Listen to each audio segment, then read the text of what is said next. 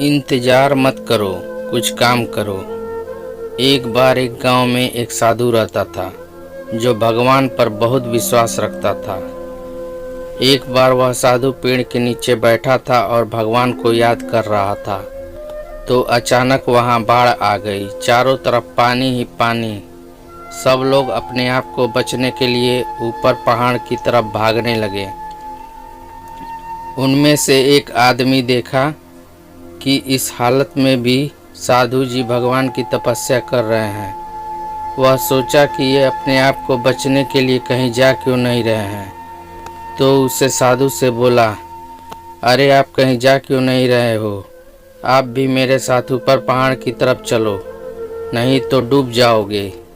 साधु बोले, अरे हमें क्या होगा, मैं भगवान की इतनी तपस्या करता हूँ, मुझे कुछ नहीं हो सकता, मुझे भगवान अपने आप बचाएगा।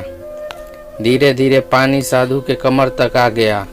अब लोग वहां से नाव लेकर निकलने लगे। तो उनमें से एक साधु से कहा, अरे पानी आपके कमर तक आ गया है, आप हमारे साथ चलो।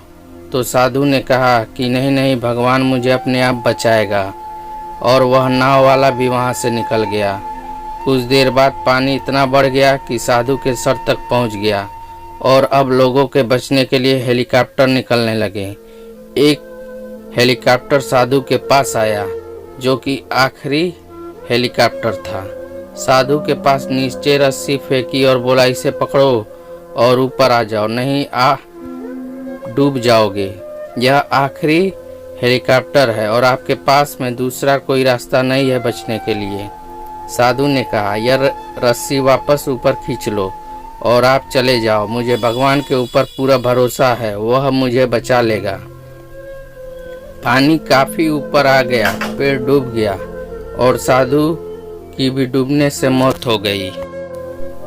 मरने के बाद साधु भगवान के पास गया और बोला, हे भगवान, मैंने पूरी जिंदगी आपकी तपस्या की, मेरा सारा जीवन आपकी आराधना करने में लगा दिया, फिर भी इतने भरोसे के साथ इंतजार किया कि तुम मुझे बचने आओगे, लेकिन वहाँ मेरी डूब कर मौत हो गई और तुम नहीं आए, ऐसा क्यों? भगवान बोले, मूर्ख इंसान, एक नहीं 3 बार आया था।